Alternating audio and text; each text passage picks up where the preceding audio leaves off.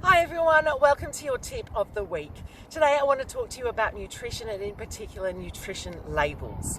Now if you're not sure what to look out for, nutrition labels can be very confusing and it's sometimes overwhelming. So I want to give you some tips, some practical tips today to hopefully help you out with your food, your grocery shopping, and give you some things to look out for.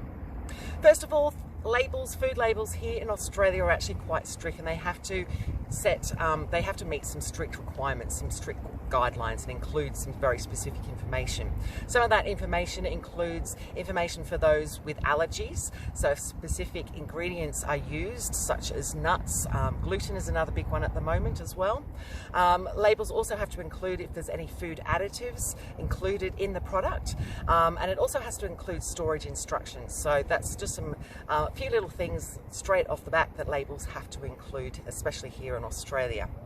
Now, don't just rely on health claims that labels make. A lot of things, fat-free, sugar-free, they're going to be including perhaps some really nasty ingredients in lieu of those things.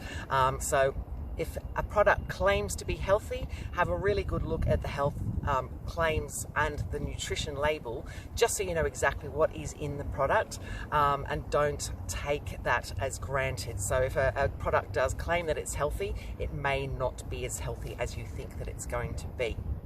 Now, when you're looking at food labels to begin with, it may take a little bit of extra time. In fact, it will take a little bit of extra time for you to compare products and see what's happening. But once you know then the good product to buy, you should be able to go straight in and grab and know what you want and that healthier choice. So take a bit of time, become familiar with the labels when you start looking at them, and then, as I said, your shopping will get faster once you get to know products, but please then double check them maybe every 6 to 12 months, because products and companies like changing the ingredients list, so they may mix things up. So something that you may purchase now and you deem as healthy, they may change the ingredients further down the track, so it's actually not as healthy then as you think it may be. So when you first look at a nutrition label, you may notice the ingredient list. Now this may actually be above the nutrition panel or below it. It'll be somewhere on the label though. Having a look at the list of ingredients is really important because they are listed from greater to less amount. So greatest to smallest amount. So check the top 3 ingredients for things that are high in saturated fat, sodium and added sugar. So that's a really good quick go-to to go to the ingredient list and just look to see what is in that product, and the top 3, as I said, are going to be the most amount of things in that product, whatever it may be. So that's a good starting point. When you come down to your nutrition panel, chances are you'll have information on the servings per pack, which is great, but also a serving size. So double check your serving size, measure it out if you need to, because we do tend to overeat. And what we think is half a cup, by eyesight, it's actually perhaps a little bit more. You're going to be measuring out a little bit more. So to begin with, really make sure that you're measuring your food and making sure that you are having correct serving sizes. The other thing that's really important with this is that when you're comparing foods and comparing different nutrition labels, so if you're comparing yogurt, for example, always compare the 2 different brands on the 100-gram column, because serving sizes, depending on the product, depending on the brand, will always be different. So if you compare the 100-gram column, you're always going to be comparing the same volume of food. So that's a really, really good tip first of all. Next, down in the table, you'll generally get your energy. So how much total energy, calories or kilojoules, are actually in that food per serving size and per 100 grams. So that can be a really good indication of how much you're actually going to be eating of that food, and how much energy you're going to be getting from that food. So always check that just to make sure that it is a good, healthy choice. The next one under that is protein. I've got nothing much to say about that really. You're looking at foods that have a nice good quality protein, if they have any protein at all. Most foods will, and a lot of food now will actually have added protein. So there's lots of muesli bars that have come onto the market now that are actually protein based. So have a look at that, and we're looking, as I said, we're looking at products with a good quality and good high amount of protein in them.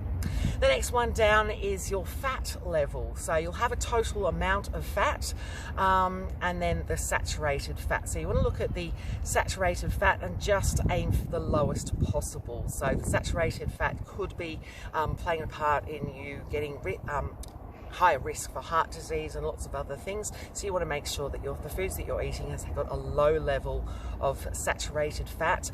And we're looking at really under 3 grams per 100 grams of the saturated fat. General foods, when we're looking at the fat content, 10 grams, under 10 grams per 100 grams is good. If we're looking at dairy products such as milk, yogurt and ice cream, if you can find something that has less than 2 grams of fat per 100 grams, that's a good choice. Cheese is the other one, so that's going to have a higher fat content, so perhaps something under 15 grams per 100 grams of fat, food. So those are some really good indications. So less than 3 grams of saturated fat, 2 grams of your milk, yogurt, ice creams, 15 grams for cheese, and just your general foods, we're looking at under 10 grams of fat per 100 grams. Now, when we're looking at fats in the ingredients list, you're looking at things, sneaky things, that they name things differently. So we're obviously looking at oils, things that are specifically named fat, butter, but also milk solids, cocoa, milk cream oil, palm oil, that sort of stuff. Ghee is another one, and kofa. So if there's any of those things listed in the ingredients list, try and stay away, or try and make sure that they've got a really low level of them. Sugars are the next one to look out for, and this is generally under the carbohydrate listing. So you'll find total sugars under carbohydrate.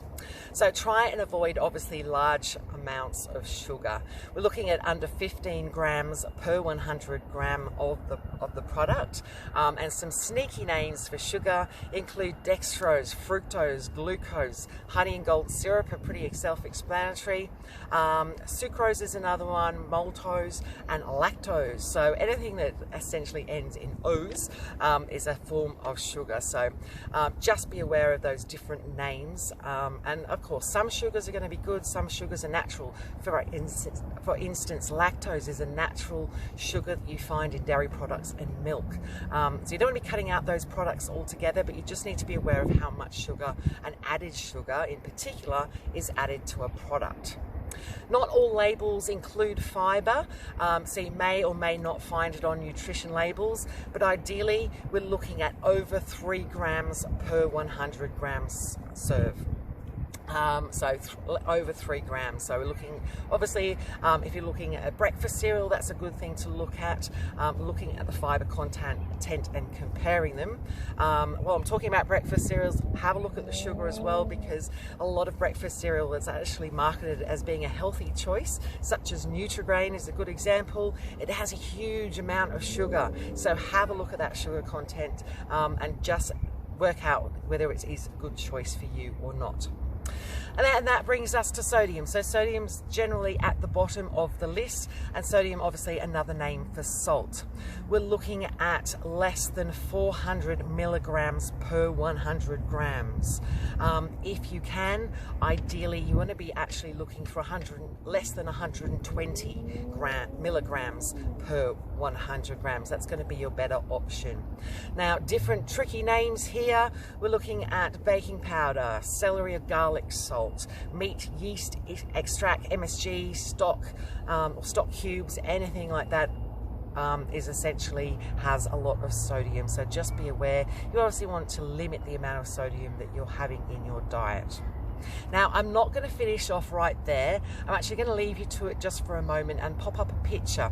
So the picture that I'm about to put up, I actually put up one of the pictures I put up last week as a post. Again, it's just going to give you that information about the good choices, the grams per 100 grams that you should be looking out for. So have a look at that for a second or two, make some notes if you need to.